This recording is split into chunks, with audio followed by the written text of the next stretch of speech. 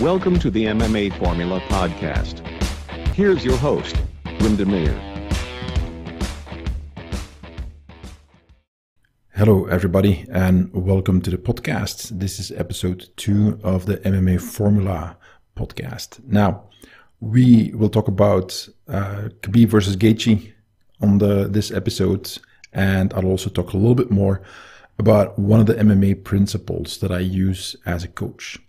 Now, first things first, if you want to support the show, obviously you can hit the like button, subscribe, share it with people who might enjoy it as well. That would be great. That helps out a lot. And also, we've got the Patreon with a bunch of unique content that is only available there. That's patreon.com/MMA Formula. So feel free to take a look around there, see what's there, and join us.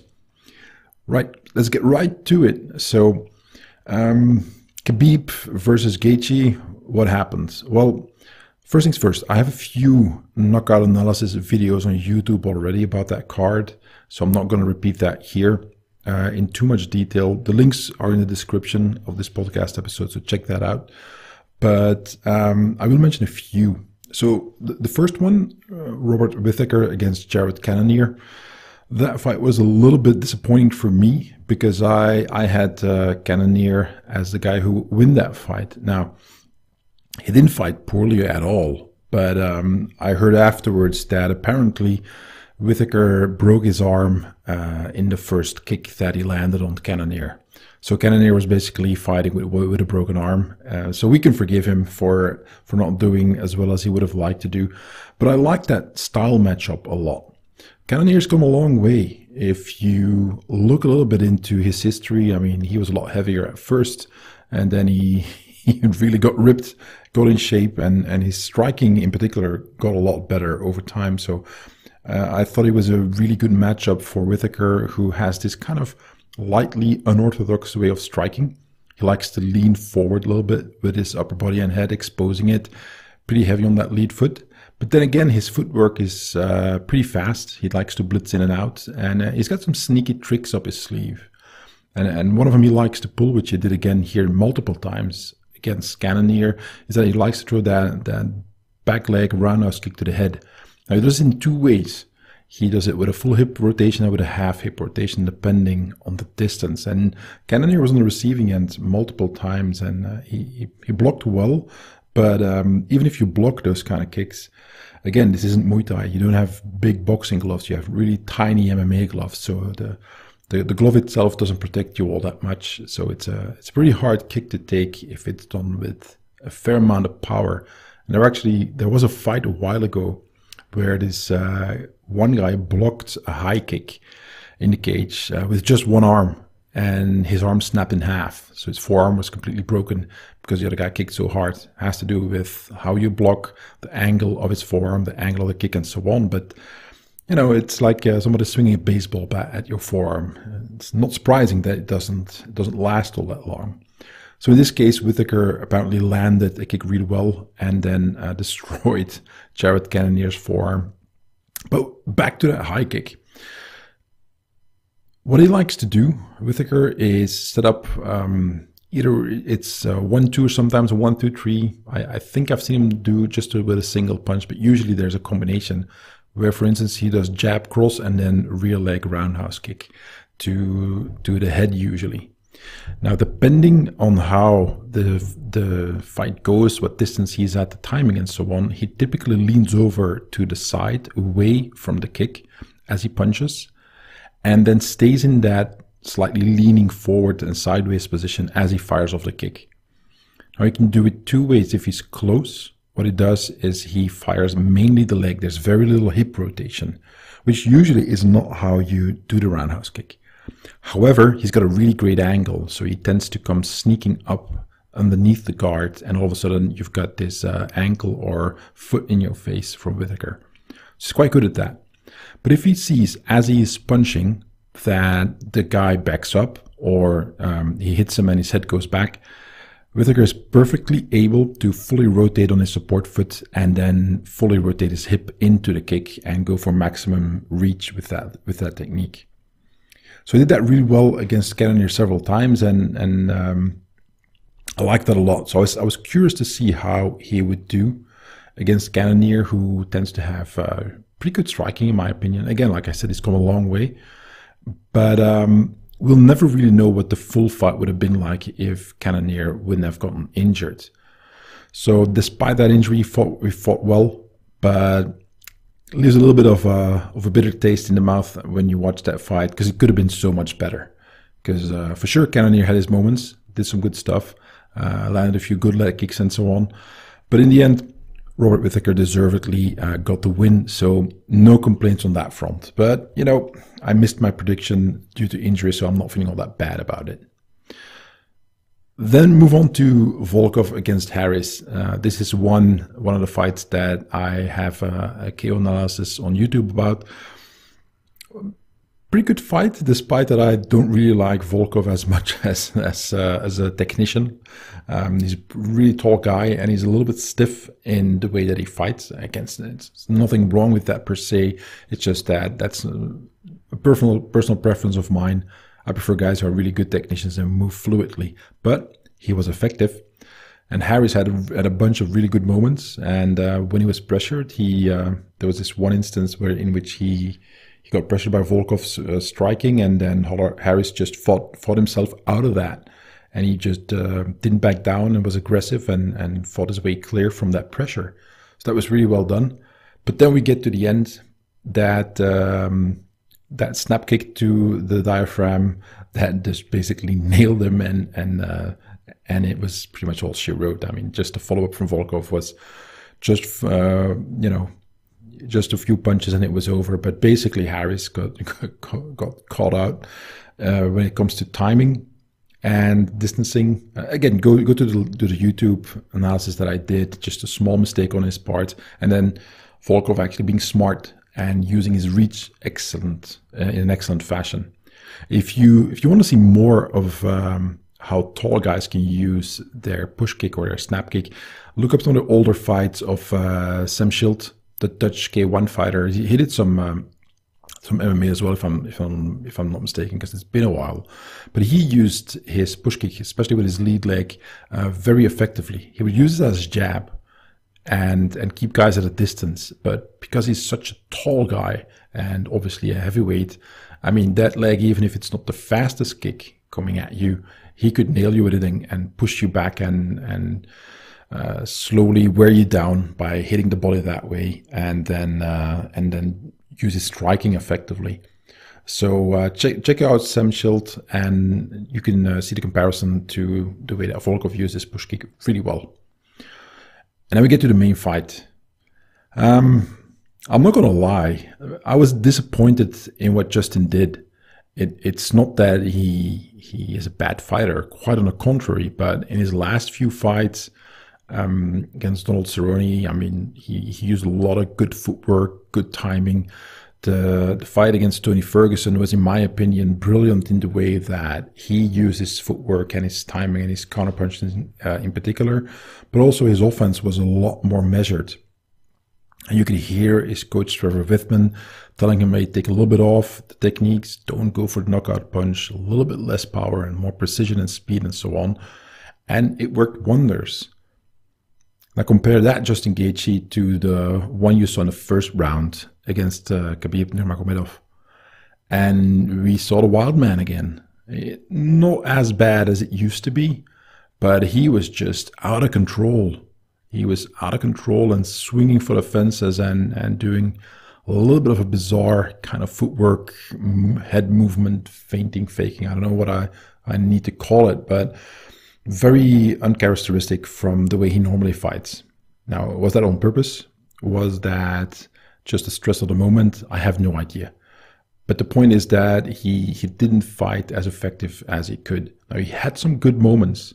Again, rewatch the fight and you'll see that he lands a few leg kicks, he lands a few punches as well. And when he does so, he either stopped Khabib for an instant or he backed him up a little bit. And that's what you need to do with Khabib. And I'll talk a little bit on how I think people could have beaten him. Again, he's retired now, so it's a moot point.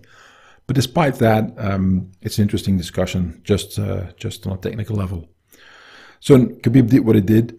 He managed to get the takedown, and then, I mean, you guys saw it. He was all over Justin, and Justin pretty much didn't stand a chance once Khabib got him on the ground. Now, again, all respect to Justin Gaethje for taking on Khabib, because we know that he's an excellent grappler and he's so dominant once he gets you down. But I think he could have done better. And in the second round, we saw a little bit more what he needed to do. It was a little bit sharper, had some good footwork. In particular, that one time that Khabib just basically launched himself forward with that knee, and Justin just spun around and spun away from it and immediately got back into the on-guard position. So that's an example of some of the things that I was hoping to see a lot more of. If we would have seen more of the footwork that he did against Tony Ferguson, I think it might have been a very different fight. But it is what it is. Khabib got the win, and very much deservedly so. I mean, there's no question that he dominated and that he beat Justin. There's no discussion possible. And I wasn't surprised, but it's a little bit sad to see him go. We've got an extremely dominant fighter in the UFC with Khabib Nurmagomedov. And then, he, as he explained with the death of his father, and as he promised his mother that he'd stop fighting, he left his gloves in the ring. So I doubt he will come back. Some people speculated already that, it's just a thing. He'll be back in a year at latest. I don't know. Khabib strikes me as a guy who is very principled. And like you said, he gives his word. So when he gives it, he keeps it. So I very much doubt that he would go against the wishes of his one remaining parent when he promises clearly that this is his last fight. So sad to see him go. On the other hand, we had a bunch of interesting fights from him, and just ending his career at the top of the game, champion, defeating Justin Gaethje, the top contender in the weight class. I mean, what more can you ask for? So hats off to Khabib, and I hope he has a well-deserved rest and lots of success in whatever he wants to do next. And that brings me to the next point. So how to beat him? And a lot of people have talked about it. So I'll just give you guys my thoughts and explain why. Obviously, we will never know. So that's one thing. And second, no one strategic plan that you make is going to be perfect or is going to be necessarily all-encompassing. It needs to be adapted on the moment itself, in the fight itself, when things change and are not the way you anticipated they would be. Well, then you have to adapt, and that's why nowadays many modern MMA fighters, they have several game plans, plan A, B, and C, so to speak, to basically be ready for whatever the opponent might do. They have a main game plan, and then they have some backup game plans should the fight be different from what they expect. And I think that's a good approach. But when it comes to Khabib, there are some fundamentals. So the first thing is that he's going to want to take you to the ground. The only real exception was his fight against Al Iaquinta, and I think that was just him, getting some practice in for his stand-up, because he knew that Quinta wasn't really going to beat him up or knock him out, and he knew that he could handle him on the ground. So he was just doing a little bit of a show and getting some free training in. But other than that, we've consistently seen him take people down on the ground and just beat the crap out of them. So how do you handle that guy? Well, first things first, you have to understand that that he's going to eventually probably get you to the ground. It's very unlikely that you will not end up on the ground. So starting from that, we have to extrapolate a little bit on all the past performances that you've seen him do against other fighters. What that means is that everybody who backs up against Khabib goes to the ground. Period. You can't outrun him. He's very happy to just chase you down and sprint forward until he gets a hold on you. And if you have to fight on back foot, that's extremely difficult, especially against a guy who's so explosive in his shoot when he goes for the takedown. So that doesn't work. The one thing that I've consistently seen that does work against him is what you've seen sporadically when fighters do it. Justin Gaethje had it in his fight. And for instance, Edson Barboza had it in little bits and pieces throughout his fight. And the main thing is you have to stop him cold with raw power.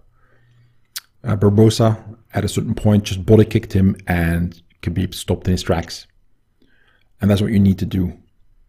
Justin Gaethje landed a few punches, some leg kicks, but mainly with his punches, he would slow down Khabib's advance, and the way that Khabib likes to stalk people and put a lot of pressure on them because they know that the takedown's coming and he needs to be in range. They also know that his striking has improved a lot, so you don't want to eat his punches too much. But the main thing is that he wants to come in range to take you down. Well, you have to stop him from doing that. Now, if you do it with techniques that are too light, it's not going to work because he will just ignore them and blast through. If you put everything in the kitchen sink in your techniques and you miss, you'll be completely off balance or out of position and you can still get that takedown. So what to do?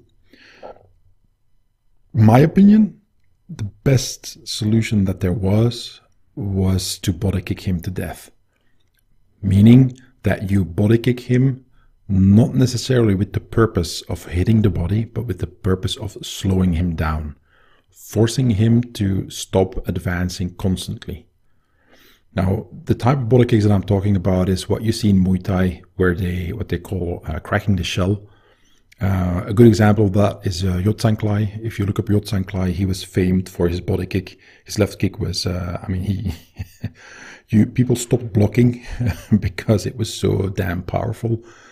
So that's something that I think could have been an option against Khabib, and for several reasons. So first reason is that depending on how you throw the body kick, and with a little bit of angling, this could have worked just fine. He needs to get past that incoming kick to get the takedown. To get his takedown, he needs to lower his center of gravity, bring his head down, which means that his head will be in the path of that body kick if you angle it correctly. So that if he takes that body kick on the way down, that's a head-on collision, literally, so that then he risks getting knocked out. So that would make it more difficult for him to just shoot in with the takedown whenever he would feel like it. So that is one aspect of it. The second aspect is that it stops somebody in his tracks. Now, again, like I said, watch the fight with Edson Barboza. He had that literally happen at one point where he body kicked really hard. And Edson's kicking techniques are quite good. And Khabib just stopped in his tracks. He couldn't advance. And that's the moment when you reset and immediately attack him to get him on the back foot. Now, I saw Justin Gaethje in his training. And there was this short video clip where you could see him just doing a step forward with a hand combination and take a step back. And as he steps back, he throws another hand combination and so on. And that way he basically goes forward to attack, steps back, and as he steps back, he waits for his opponent to follow him and that opponent runs into the punches. So that's what I mean with an attack and then immediately a reset to be in position to strike again, as opposed to what a lot of guys do is that they attack, they take a step back, and they need a bunch of steps or some footwork to reset. Prime example, once again, Edson Barboza. Notice how he does all that fancy footwork, skipping around with his feet and so on to reset, and it takes a lot of time for him to actually get back into a stable fighting position after he fires a technique. He didn't get that time against Khabib. So that's one of the key ways that you could, in my opinion, go after Khabib is stop him with that body kick, take away or add danger for him to ignoring it and going for a takedown. Again, his head's in the path of your body kick if you time it well and you angle it well. It stops him in his tracks if it has sufficient power. Just your body can advance. If you've been kicked to the body by a Muay Thai guy and by some of the powerful kickers in MMA, you know what it means like.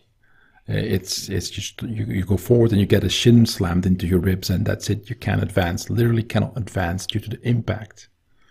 And the final point why that body kick could have been interesting is that it wouldn't have mattered if he blocked or not. If he blocks with his arms, it's fine. You don't get the ribs, you don't get the body, but you still make him stop. He can advance. His head is still in danger if he would have ignored the kick. So even if he tries to block it, you get those two advantages. But at the same time, if you land it consistently, then we get to the point where it's going to beat up his arms, and you might actually injure him with his arms. What's the one thing he needs on the ground? His arms in good condition. So that's what I was hoping Gaethje would do, because he kicks extremely hard for his weight class. He's got really good kicks. Everybody talks about his leg kick, but his body kick's quite good as well. I would have hoped that that was what he was going to do. The leg kick is inherently dangerous against an opponent who wants to shoot forward, because unless you break the guy's balance completely, he can just take the pain and advance and get to you to take you down. Right. So that's it. That was my thoughts on Khabib versus Gaethje and how we might have seen somebody beat Khabib at a certain point in time. Again, we'll likely never know. But then on the other hand, it was fun seeing him. And this is just me thinking out loud and, trying to figure out a way of how somebody could have beaten him. And again, this is just me talking. You might see things differently. But if you're fighting a guy who is a good grappler, give it a try. See how those body kicks help you or not. The one thing I would say is that you need to have sufficient stopping power. And that's what I covered in the first episode of the podcast. You need to have the ability to generate forward pressure. And also you need to retract that leg immediately so he doesn't get caught. Right. So moving on. So the next part is I'm going to talk a little bit about some of the MMA principles that I use. And this one is called quality of impact. Now, quality of impact, a little bit of a bizarre principle because it's a little bit a contradiction in terms. So first, what does it mean? It means you need to land your techniques always. That is the purpose of striking. You want to land your techniques. There has to be an impact. Perfect technique is completely useless if your technique doesn't land. So you can have gorgeous technique that everybody's impressed by, but if you cannot make your fists and feet and elbows and knees land on the guy, it's useless. So you need to be able to land your techniques and miss as few techniques as possible. But there's a contradiction here, and that contradiction is this. The better your technique is, the better the odds are that you not only land, but you also do damage with it. But the contradiction is that even a crappy technique that lands well can end the fight and still have you win. And that's the really bizarre thing, and especially in MMA, this is very prevalent. So I'll give you an example. MMA is not boxing. And the smaller gloves, they radically change how hard some punches can land. Also the counter punches that are possible and how you defend against them. So if you only look at boxing or Muay Thai techniques to use them in the octagon, I think that's a mistake because they use big gloves. Now, what does that mean? Well, for instance, techniques that you usually don't see in boxing, they work fine for MMA, or they are typically seen in MMA. Defensive-wise, what you see is the blocking that you do against hooking punches. You will lift your elbow way higher, because if you don't, there is either an opening between your hand and your shoulder that the guy can get that smaller glove through, or he's going to hit you in the hand. And again, you don't have a big glove on, so there's no cushioning, so you eat the impact through your hand, and the impact goes through your head, into your head. If you block it like that, like you would see in boxing. So that doesn't work. Typically, when you block a hook, even a horizontal elbow, you will lift up your own elbow really high. So that's one example of how techniques can be different. Now, a crappy technique that we often see is that fight happens, one guy goes down, flash knockdown, and the other guy jumps on top of him and just starts raining down these short arm-powered punches. There's no hip rotation. It's just on top of the guy and just hitting from the shoulder only. So typically those punches aren't all that hard. You don't knock somebody out with them if they are in the beginning of the fight and haven't taken any damage. but they do add up if you're already had this, you just had that flash knockdown, and then this guy just keeps adding these little punches one after the other, and eventually you can't get up anymore, or the ref stops you. And that is a key point, in that if those very rapid succession, less than powerful punches make it difficult for the guy to get back into the game, to recover and start defending coherently again, then the ref will stop it and you win the fight. So there, the quality of the impact is more than enough to achieve the goal. Let's talk about something else. I mentioned Khabib, his famous eagle punch, that people call it, that rising kind of back fists, swinging uppercut, straight arm thing. It's nothing new. I learned it in Chinese martial arts about 30 years ago, actually. I've seen it in other martial arts as well, and variations of it, so it's not necessarily new. It's just a very unorthodox punch that you see. You launch this kind of straight swinging technique upwards from underneath the guy's field of vision, and then you hit with the palm of the hand down while still maintaining your fist closed. So it's hitting at this awkward angle. It is by far not the hardest striking technique. It also leaves you wide open if the guy sees it coming, because you have to start with your arm all the way down. But we've seen Khabib land it several times and actually stun people with it. So once again, the quality of the impact is what matters. What you need to have is that when you land a technique, the quality of the impact needs to be there so it achieves the goal that you have for that technique.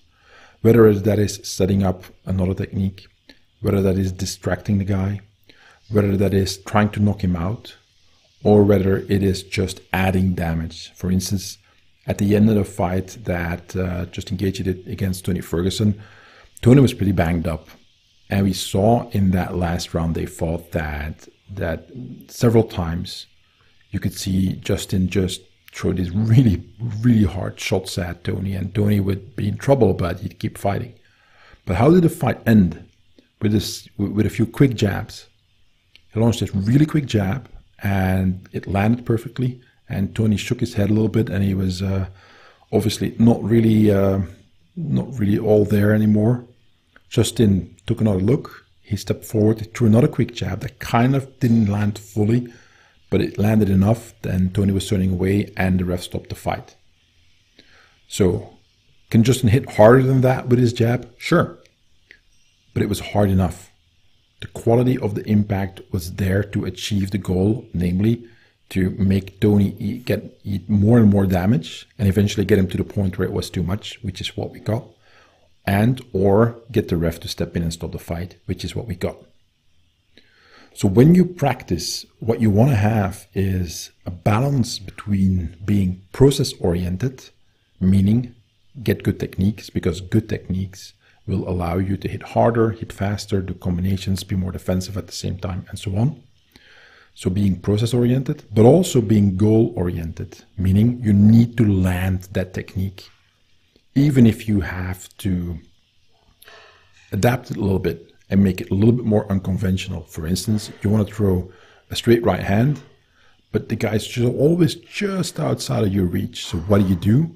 Instinctively, you lean a little bit forward with your upper body. Now, you know this isn't great technique, but that's what you need to land that right hand. So you adapt the technique slightly, making it a little bit less perfect, just so you can land it. And when it lands, it gets the result you want because the impact is there. So it's finding that balance between those two, using good techniques, again, the process, and then being focused on the goal, landing. You need both.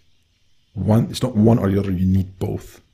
If you have both, then your techniques will land, and you can change that balance a little bit.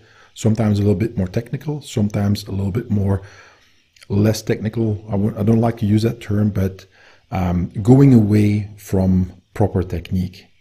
And just what I said earlier in the segment about Whittaker against Cannonier, when Whittaker likes to do his 1-2 back leg roundhouse kick, when he uses the half hip is typically not how you use the roundhouse kick. Especially from the angle that he's at, when you watch when the kick lands and where Robert's upper body is, it's usually in this really awkward position. But he lands it, and it's surprising, and it works.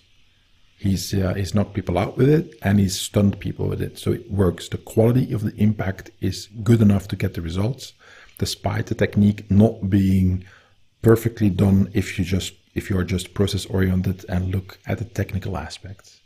So you need both, and you need to be able to adapt that. So imagine a slider, and on the one hand of the scale, you've got perfect technique, and on the other hand of the scale, you've got really crappy technique. But if it lands, it gets to achieve the goal of that technique. And then you have to move that slider left or right to find the right balance for any given technique at any given phase of the fight. So that's it. Think about the quality of your impact, how you can achieve it, and what that means in individual techniques. But as always, you have to land your technique. That is the key point. If you don't land a technique, it's useless. Now, yes, I know about feints and setups. Not what I'm talking about. What I'm talking about is the techniques that you want to land, need to land. All right, that's pretty much it for this episode. What we have coming next is, well, we've got UFC Fight Night, Hall versus Silva. I'm on the fence on that one. Not quite sure if that's a good idea. Silva's... I think he's 45 now. Hall is in his mid to late 30s, 36, I think. So, quick thoughts. If Hall wins, then everybody's going to say that you fought Silva when he was old. If Hall loses, everybody's going to say you lost against this old guy. So I don't see how he how he can come out on top of that one. There will always be complaints. And as for Silva, I hope, I think he mentioned that this would be his last fight. I hope it is. I really don't like to see some of the top fighters, the great champions, end up in a position where they do fights when they are too old. And it's me at 48 saying that. They're basically too old to compete with guys who are much younger. There's a time to come and go, and I think that one, the time is here for Silva. So I hope that fight goes well and that we don't regret watching it. And then the week after is UFC Fight Night, Santos versus Teixeira. Santos, in my opinion, should be able to win that, but we'll see after his surgery that he had, see how his knee is doing. I was really impressed at first how he handled John Jones when they fought, but obviously then he had that very early on, the knee injury, so we'll see if he's fully recovered and give us a good fight against Teixeira. And also, next episode, I'll talk a little bit more about basics and principles. And if you guys have questions, go to the Facebook page. Again, the link is in the show notes, and you can ask me questions there. So I'm more than happy to do Q&A as well. Right, guys, that's it. That's it for episode 2. Again, all the links in the show notes. Again, go to the Patreon if you wanna help us out a little bit, and like, share, subscribe. Join me on social media. Post some stuff there pretty much every few days at the latest. So follow me there as well, and I will talk to you guys next time. Take care. Keep on training. Bye. Thanks for listening to the MMA Formula Podcast. For more information, go to www.mmaformula.com.